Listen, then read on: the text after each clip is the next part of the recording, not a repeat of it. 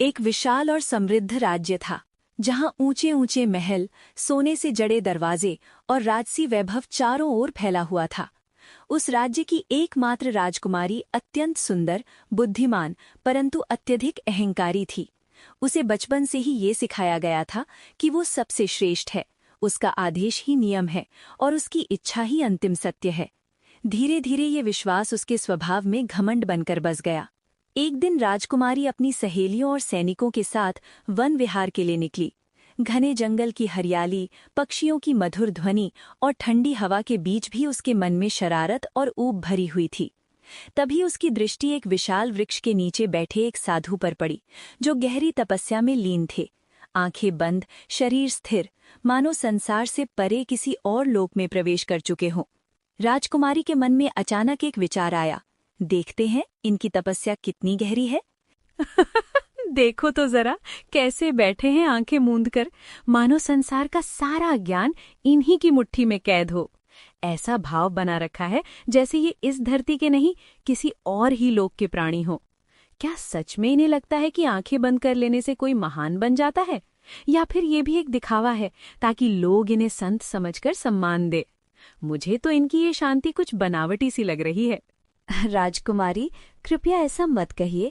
ये साधु प्रतीत होते हैं और शायद गहरी तपस्या में लीन हैं। जंगल की शांति यूं ही नहीं बनी रहती। साधना का स्थान पवित्र माना जाता है। यदि हम उनकी तपस्या में बाधा डालेंगे तो ये अनुचित होगा। हमें आगे बढ़ जाना चाहिए। हर चीज मजाक के लिए नहीं होती।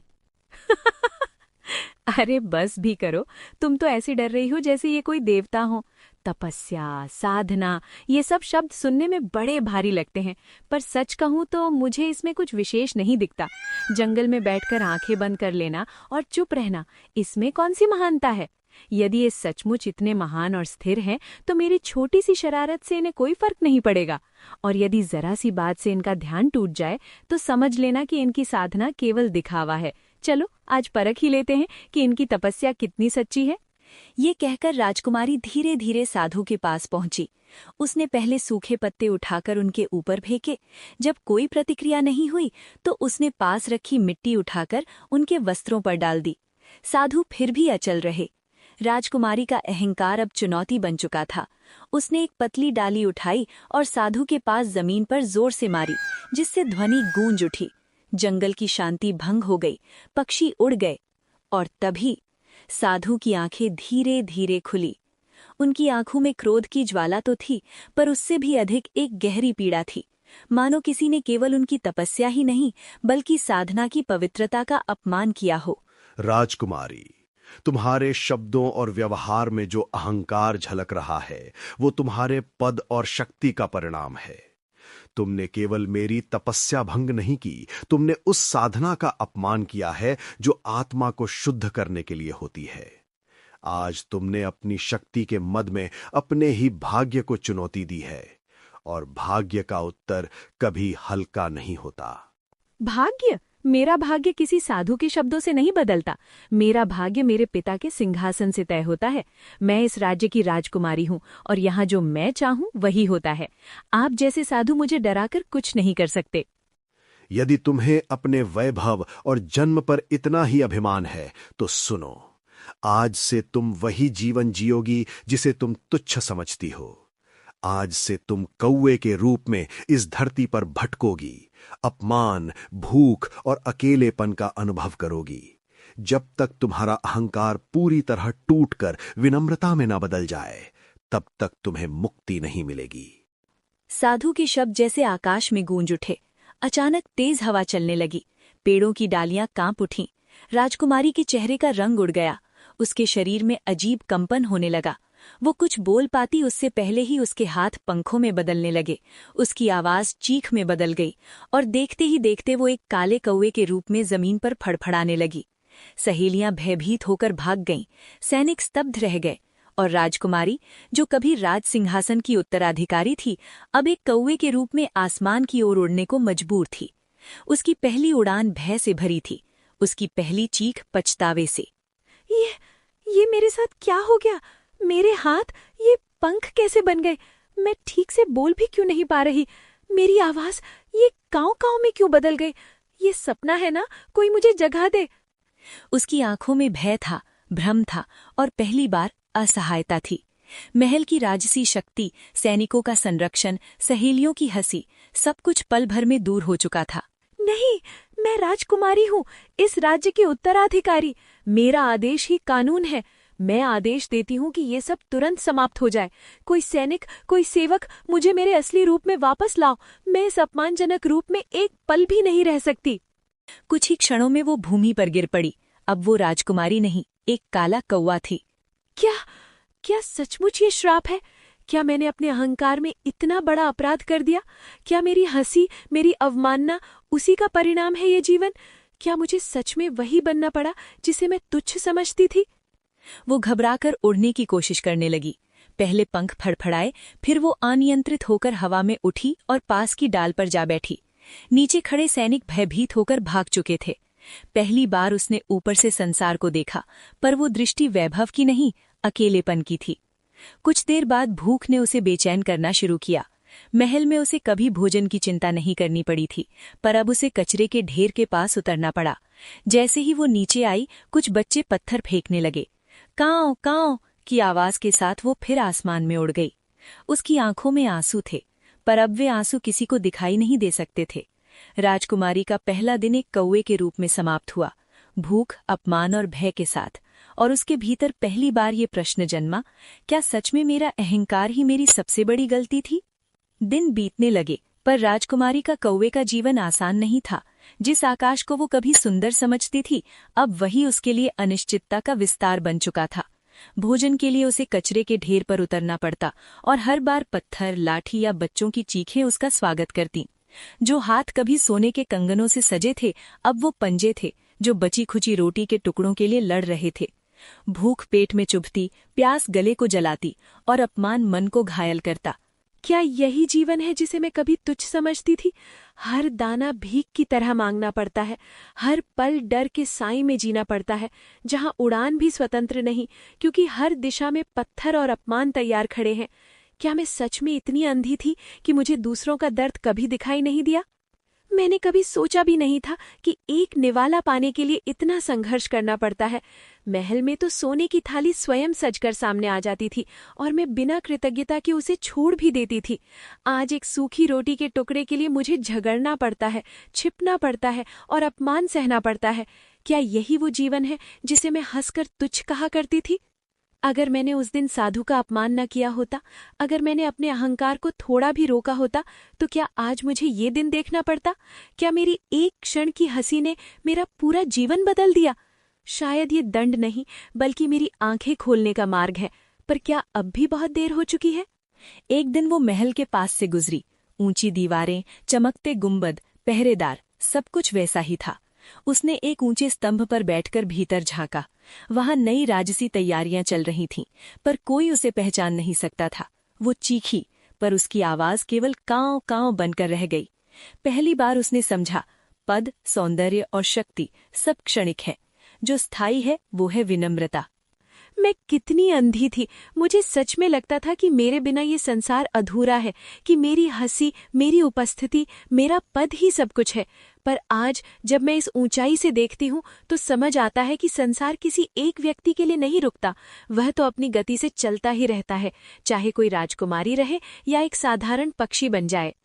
यहाँ तो सब वैसा ही चल रहा है। महल की दीवारें वैसी ही खड़ी हैं, सैनिक वैसे ही पहरा दे रहे हैं, प्रजा अपने काम में लगी है। किसी को मेरी कमी भी महसूस नहीं हो रही। शायद मैं ही अपने महत्व के भ्रम में जी रही थी। मुझे लगा था कि मैं केंद्र हूँ, पर मैं तो इस विशाल संसार की एक छोटी सी कड़ी मात्र थी। शायद सच्चा अंधकार आंखों में नहीं, मन के अहंकार में होता है। आंखें खुली थीं, फिर भी मैं देख नहीं पाई। पद मिला था, पर विनम्रता नहीं। शक्ति मिली थी, पर समझ नहीं। और आज जब सब कुछ छिन गया है, तब पहली बार मुझे स्वयं का वास्तविक स्वरूप दिखाई दे रहा है। अब उसके पंख थकने लगे थे, पर उससे भी अधिक उसका घमंड टूटने लगा था। हर अपमान, हर भूख, हर पत्थर उसके भीतर की कठोरता को धीरे धीरे घिस रहा था। राजकुमारी का पतन ही अब उसका पहला पाठ बन चुका था, और उसके मन में पहली बार एक सच्ची प्रार्थना जन्मी। हे ईश्वर, यदि मुक्ति का कोई मार्ग है तो मुझे वो दिखा दो। समय के साथ उसका अभिमान लगभग टूट चुका था। अब वो ऊंचे वृक्षों पर नहीं बल्कि जमीन पर बैठना सीख गई थी। अब उसे उड़ान पर गर्व नहीं बल्कि विनम्रता का महत्व समझ आने लगा था। एक दिन संध्या के समय जब आकाश हल्का सुनहरा हो रहा था और जंगल में शांति उतर रही थी, उसी मार्ग पर वही साधु फिर से प्रकट हुए जिनके श्राप ने उसका जीवन बदल दिया था। कौवा बनी राजकुमारी ने उन्हें दूर से देखा तो उसका हृदय तेजी से धड़कने लगा। भय भी था और आशा भी। वो धीरे धीरे फड़फड़ाते हुए उनके समीप आकर बैठ गई, पर इस बार उसकी आंखों में चुनौती नहीं, पश्चाताप था। हे महात्मा, मैं वही हूँ जिसने आपके तप का अपमान किया था। आज मैं अपने ही कर्मों की सजा भोग रही हूँ। मैंने अपने पद, अपने सौंदर्य और अपने अधिकार पर घमंड किया। मैंने सोचा था संसार मेरे इशारों पर चलता है, पर आज एक दाने के लिए भटक रही हूँ। यदि संभव हो तो मुझे क्षमा कर दीजिए। मैं अब वही अहंकारी राजकुमारी नहीं रही। मैंने अपमान, भूख और अकेलेपन से बहुत कुछ सीख लिया है। साधु ने शांत दृष्टि से उस कांपते हुए कौवे को देखा। उनकी आंखों में क्रोध नहीं था, केवल गंभीर करुणा थी, मानो वे उसकी आत्मा में हुए परिवर्तन को पढ़ रहे हों। कुछ क्षणों तक वे मौन रहे और उस मौन में ही राजकुमारी को लगा जैसे उसके भीतर का शोर थम रहा है।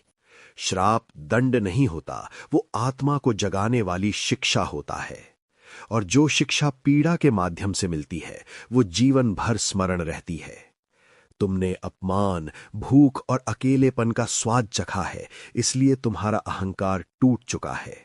पर स्मरण रखो, केवल पश्चाताप से मुक्ति नहीं मिलती।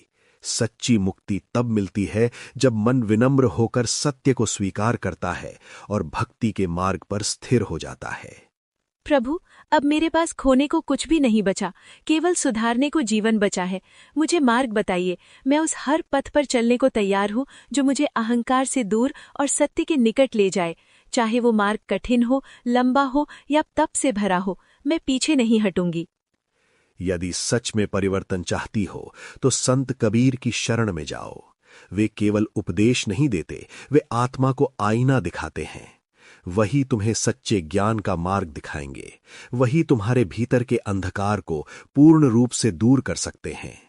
उनकी वाणी में वो अग्नि है जो अहंकार को भस्म कर देती है, और वो करुणा है जो आत्मा को शुद्ध कर देती है। राजकुमारी ने पहली बार अपने भीतर एक हल्की सी आशा की किरण महसूस की। उसे समझ आ गया कि उसका कष्ट अंत नहीं, एक आरंभ है, और अब उसकी उड़ान केवल आकाश में नहीं बल्कि सत्य की खोज में होने वाली थी। साधु के शब्द उसके भीतर गूंजते रहे और अगले ही प्रभात वो नई आशा के साथ उड़ चली। अब उसकी उड़ान में घबराहट नहीं बल्कि एक उद्देश्य था। कई जंगलों, नदियों और गांवों को पार करते हुए वो अंततः उस स्थान पर पहुंची जहां संत कबीर साधारण जनों के बीच बैठकर सत्य की वाणी सुना रहे थे। वहां न कोई राजसी वैभव था, न दिखावा, केवल सादगी, शांति और शब्दों की वो शक्ति थी जो सीधे हृदय को स्पर्श करती थी। कौवा बनी राजकुमारी एक पेड़ की डाली पर बैठ गई और ध्यान से सुनने लगी। हर वचन उसके भीतर किसी छुपे घाव को खोलता और फिर उसी पर मरहम भी रख देता। उसे लगा जैसे पहली बार कोई उसे उसके बाहरी रूप से नहीं बल्कि उसके भीतर से संबोधित कर रहा हो। ये कैसी वाणी है जिसे सुनते ही भीतर की बेचैनी धीरे धीरे शांत होने लगती है, जैसे कोई मेरे अपराधों को जानता भी है और फिर भी मुझे ठुकराता नहीं। जैसे ये शब्द मेरे भीतर छिपे उस दर्द को छू रहे हैं जिसे मैं स्वयं से भी छिपाती रही हूँ। ये स्वर डांट नहीं रहा बल्कि समझा रहा है। जो अपने अहंकार को पहचान लेता है वो आधी दूरी पार कर लेता है, और जो उसे छोड़ देता है वो ईश्वर के निकट पहुंच जाता है। भूल करना मनुष्य का स्वभाव है, पर भूल को स्वीकार करना आत्मा का जागरण है। जब मन विनम्र हो जाता है तब दया स्वयं मार्ग खोज लेती है। क्या ये शब्द मेरे लिए है? क्या मेरी भूल इतनी बड़ी नहीं कि मुझे क्षमा का अवसर मिल सके? मैंने अभिमान में अंधी होकर अपमान किया था। क्या मेरे जैसे अपराधी के लिए भी भक्ति का द्वार खुला है? सभा समाप्त होने लगी। लोग धीरे धीरे उठकर जाने लगे, पर कौवा वहीं ठहरा रहा। उसके भीतर एक तीव्र इच्छा उठी कि वो निकट जाकर अपने अपराध को स्वीकार करे। वो फड़फड़ाते हुए नीचे उतरा और संत कबीर के समीप आकर बैठ गया। उसकी आंखों में वो पश्चाताप था जो शब्दों से भी अधिक स्पष्ट था। प्रभु, मैं एक श्रापित आत्मा हूँ जिसने अपने अहंकार में अंधी होकर एक साधु की तपस्या का अपमान किया था। मैंने अपने पद, अपने सौंदर्य और अपने अधिकार को ही सत्य समझ लिया था और आज उसी घमंड का दंड भोग रही हूँ। हर दिन अपमान सहा है, हर रात पछतावे में बिताई है। यदि आपकी शरण में मेरे जैसे अपराधी के लिए भी स्थान हो तो मुझे मार्ग दीजिए। मुझे फिर से मनुष्य बनने से पहले इंसान बनना सिखा दीजिए। रूप बदल जाने से आत्मा नहीं बदलती और अपराध स्वीकार करने से मार्ग स्वयं खुल जाता है। श्राप तुम्हें तोड़ने नहीं, जगाने आया था। यदि तुम्हारे भीतर सच्चा पश्चाताप है, यदि तुम्हारी विनम्रता केवल भय नहीं बल्कि समझ से उपजी है, तो जान लो मुक्ति दूर नहीं। जो गिरकर उठना सीख ले वही सच्चा साधक है। मैं सेवा करूंगी, विनम्र रहूंगी और आपके वचनों को अपने जीवन का आधार बनाऊंगी। अब न पद का अभिमान रहेगा, न रूप का मोह, बस आपके वचनों का स्मरण रहेगा। कबीर ने शांत दृष्टि से उस कांपते हुए पक्षी को देखा और उनकी आंखों में करुणा की चमक उभरी। उस क्षण राजकुमारी ने पहली बार अनुभव किया कि सच्चा संत दंड नहीं देता, दिशा देता है, और शायद यही दिशा उसके जीवन का सबसे बड़ा मोड़ बनने वाली थी।